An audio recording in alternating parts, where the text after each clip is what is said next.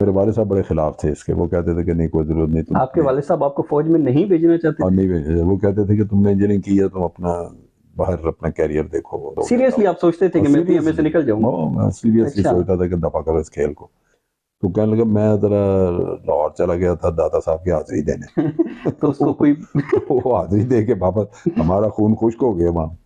تو میں نے مشرف کو آ کے کہا تو اس پہ وہ ناراض ہو گیا کہ یار تم واحد آدمی ہو جو شوکت عزیز کی بات تعریفی کرے، باقی تو سارے کہتے ہیں بڑے اچھے ہیں.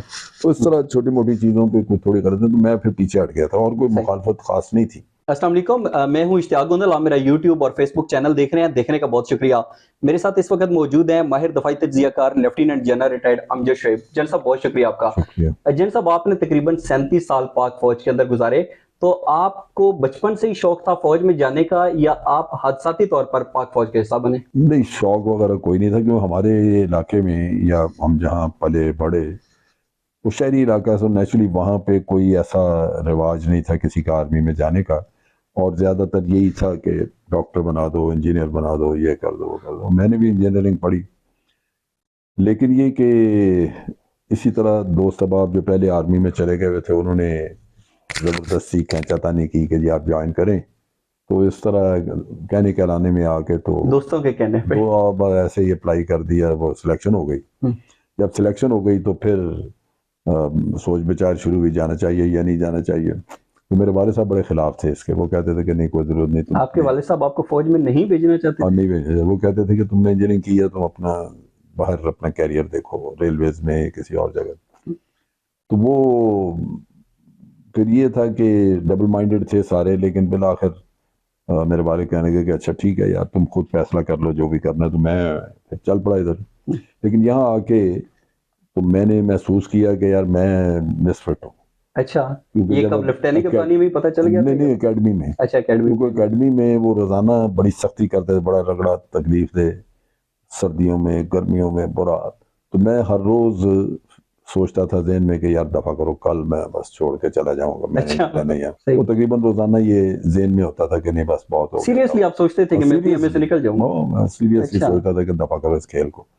لیکن پھر میں ٹھہر جاتا، میں کہتا تھا کہ یار گھر گیا تو ان کو کیا منہ دکھاؤں گا، وہ کہیں گے یار تو اتنا کم ہمت آدمی ہے. تو پھر لینے کیا گیا تھا ادھر، تو آرام سے بیٹھتا ہے، تجھے انجینئرنگ کا کہتے تھے. وہ اس طرح کرتے کرتے ٹک گیا. پھر جب وہ سال ایک گزر گیا تو پھر نیچرلی پھر عادت ہو گئی اور پھر کام شام میں دل لگ گیا، پھر شروع ہو گئے. تو الحمدللہ پھر کبھی مڑ کے دیکھا نہیں. صحیح. جنرل صاحب آپ تقریباً 37 سال پاک فوج کے سارے، سیکنڈ لیفٹیننٹ سے لے کر لیفٹیننٹ جنرل تک، ایک بڑی عمر کا ایک جو بڑا حصہ ہے آپ نے پاک فوج میں گزارا. تو ان 37 سالوں میں عسکری تاریخ کا کوئی ایسا ناقابل فراموش واقعہ جو آج بھی آپ کو یاد آتا ہو؟ واقعات تو بے تحاشا ہیں، بہت ہیں، کیونکہ ایک زندگی جو آپ نے ایڈونچرس گزاری ہو وہ بہت ہوتے ہیں. لیکن بعض اوقات بعض واقعات ہیں بے وقوفی کے، کہ ایز اے سیکنڈ لیفٹیننٹ مجھے کو بہت زیادہ چیزوں کا اندازہ نہیں تھا کہ سیریس چیز کیا ہے اور نان سیریس کیا ہے. مجھے یاد ہے کہ میں ویکینڈ پہ گھر گیا ہوا تھا. جب میں واپس آیا، فیلڈ ایریا میں تھے، جنگ کے بعد ڈپلائڈ تھے. 1965 کی جنگ. تو یہاں قصور سائٹ پہ ہم ڈپلائڈ تھے. تو میں ویکینڈ سے واپس آیا لاہور سے. تو مجھے آ کے اور میں وہاں پہ اپنی بیٹری میں، یا میجر تھا ایک میجر صاحب، وہ بیٹری کمانڈر تھا، یا میں تھا اس کے بعد نمبر 2.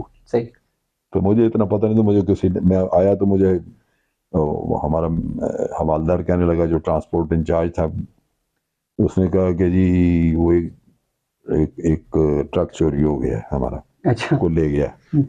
تو میں نے اسے کہا، میں نے کہا یار بات سن، تم نے تو نہیں لیا؟ وہ کہتا نہیں. میں نے کہا تو پھر کیوں فکر مند ہو، جاؤ لے گئے تو لے گئے. لیکن یہ تو بڑی ذمہ داری ہوتی ہے، آپ وہاں سے ایک سوئی بھی نہیں غائب ہونے. وہ واقعی ٹرک چوری ہوا تھا؟ وہ ایک تھا آدمی ہمارا، وہ بھی ایک جوک بنا. وہ ایک ڈرائیور رات کو لے کے تو غائب ہو گیا. اچھا، اب ہم یہی سمجھتے رہے کہ چوری ہوا ہے. ساری رات بیٹھے رہے، رونا دھونا کہ بھی کدھر گیا، کیا کریں یہ کریں. وہ رات کو کوئی 1-1:30 بجے خود ہی واپس آ گیا. اچھا. تو اس کو پوچھا کہ بھئی تم خبیث آدمی، تم یہ کدھر چلے گئے تھے؟ ہم تو پریشان، شام 7 بجے کے بیٹھے ہوئے. تو کہنے لگا میں ذرا لاہور چلا گیا تھا دادا صاحب کی حاضری دینے تو اس کو کوئی وہ حاضری دے کے واپس ہمارا خون خشک ہو گیا وہاں. تو وہ اس طرح کے کئی آپ کو اچھا وہ تھا بھی ریزروسٹ ریٹائر اچھا ٹھیک ہے ایکچولی جنگ میں ریزروسٹ کو بلا لیتے ہیں واپس. وہ ریٹائر ہو کے چلے گئے تھے کچھ عرصی سا تھا صحیح. وہ دوبارہ آ گیا ہوا تو وہ اس طرح کی حرکتیں. تو پھر اس کو چھوڑ دیا, کوئی سزا ہوئی؟ نہیں سزا تو اس کو تھوڑی بہت دی لیکن لازماً وہ اس طرح کی سزا تو نہیں تھی کہ اس کو کوئی اٹھا کے تو 2 سال قید کر دیتے. آ گیا واپس خود ہی آ گیا وہ تھا صحیح والنٹریلی, تو خیر تھوڑی بہت اس کو سزا دی وائلیشن آف صحیح. جن صاحب ایک آخری سوال پوچھنا چاہوں گا کہ آپ نے جو 37 سال پاک فوج کے اندر گزارے, آپ کی جو عسکری زندگی ہے اس میں سب سے آپ کا بہترین دوست کون تھا؟ اور جو سابق صدر ہیں چیف آف آرمی اسٹاف رہے جنرل پرویز مشرف, ان کے ساتھ آپ کے کیسے تعلقات تھے اور ان کے ساتھ آپ کی پہلی ملاقات کب اور کیسے ہوئی؟ جنرل مشرف جو مجھ سے سینئر تھے اور میں ایک وقت میں بھی کیپٹن تھا, وہ سینئر کیپٹن تھے نوشہرہ میں. کتنے لانگ کورس کا فرق تھا آپ دونوں میں اندر؟ ہمارا فرق تھا تقریباً 5 کورسز کا. ٹھیک ہے. 4 کورسز کا, 5واں میرا بن جاتا تھا. تو وہ نوشہرہ میں یہ کمانڈوز ٹریننگ کر رہے تھے چراٹ میں, میں نوشہرہ میں کورس کر رہا تھا. تو وہاں پہ یہ آتے جاتے تھے شام کو بیٹھنا گپ شپ وغیرہ نوشہرہ کلب میں. تو وہاں ان سے ملاقات وغیرہ ہوئی پہلی دفعہ میری وہاں. اس کے بعد پھر 1-2 جگہ پہ اکٹھے سروس کی ایز اے میجر. ہم نے وہاں پہ کورس اکٹھے کیا کمانڈ اینڈ اسٹاف کالج میں, دونوں ایک ہی کورس میں تھے ہم لوگ کوئٹہ میں. پھر جب میں ملٹری آپریشنز ڈائریکٹریٹ میں لیفٹیننٹ کرنل پوسٹ ہوا تو یہ بھی ملٹری آپریشن ڈائریکٹریٹ میں میرے جانے کے بعد یہ بھی آ گئے وہاں پھر ہم نے اکٹھے سروس کی. پھر یہ بریگیڈیئر ہو گئے تو نیشنل ڈیفنس کالج میں یہ انسٹرکٹر تھے, اور میں نے وہاں پہ جب اور کورس کیا تو میرا انسٹرکٹر بھی مشرف پرویز مشرف تھے. تو بار ملاقاتیں ہوتی رہی, بڑا اکٹھے کافی جگہوں پہ رہے جس کی وجہ سے اچھی آپس میں گپ شپ تھی, دوستی تھی. اختلاف کیوں ہوا؟ اختلاف جو تھا وہ بنیادی طور پہ اسی پہ تھا, اور وہ بھی کوئی اتنا نہیں, ان کو فیلنگ تھی. مثلا میں نے کہا کہ جی آپ 6 مہینے کے بعد الیکشن کرا کے تو ان کے حوالے کر دیں پولیٹیشنز. جب انہوں نے ٹیک اوور کیا اس سے ان لوگوں کو یہ خیال ہوا کہ میں شاید اس سارے پروسیس کے خلاف ہوں. میرے اپنے کنسرن سے میں سوچتا تھا کہ اگر انہوں نے لمبے وقت کے لیے اپنے رکھا تو آرمی کو نقصان ہوگا, کل کو پولیٹیشین اکٹھے ہو گئے آرمی کے پیچھے پڑ جائیں گے, تو وہ بھی مناسب نہیں. تو میرے یہ ریزنز تھے, میں نے بتائے بھی. لیکن اس کے بعد پھر 1-2 اور چیزیں, مثلا شوکت عزیز کا انہوں نے لگایا اس کو جب فائنانس منسٹر. تو میں کہیں ملائیشیا گیا ہوا تھا ایک وزٹ پہ, وہاں سے میں واپس آیا تو وہاں میں نے ملائیشیا میں نے سنا شوکت عزیز کے بارے میں کہ انہوں نے کہا کہ یہ کوئی اکانومسٹ نہیں ہے, کوئی اتنا کام شام نہیں جانتا, یہ PR کا آدمی ہے, میل ملاپ کھانا پینا. تو اس سے تو میں نے مشرف کو آ کے کہا تو اس پہ وہ ناراض ہو گئے کہ یار تم واحد آدمی ہو جو شوکت عزیز کی بات تعریفی کرے, باقی سارے بڑے اچھے.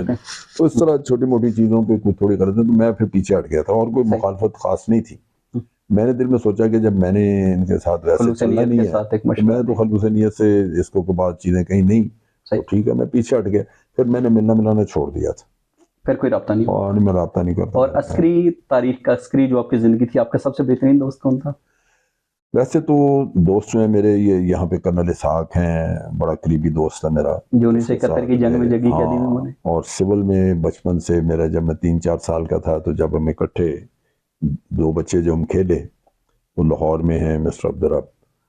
تو وہ آج دن تک اس سے میرا خیال ہے میرا سب سے گہرا دوست وہی آج دن تک. بچپن سے اکٹھے کھیلتے کھالتے بڑے ہوئے, جوان ہوئے, شادیاں, بچے آگے, بچوں کے بھی آپس میں تعلقات وغیرہ, بیویوں کے, نسل در نسل, وہ تعلق جو ہے بڑا گہرا رہا. اور وہ ہمیشہ میرے معاملات میں میری مدد کرتا رہا خلوص سے. آج بھی اس کو ذرا سا بھی پتہ لگے کہ میری یہ پریشانی ہے کچھ ہے تو وہ فوراً بھاگا آ جائے گا, اور ہیلپ کرنی, فائنانشل ہو یا کوئی بھی, وہ ہمیشہ میرے ساتھ کھڑا ہوتا رہا.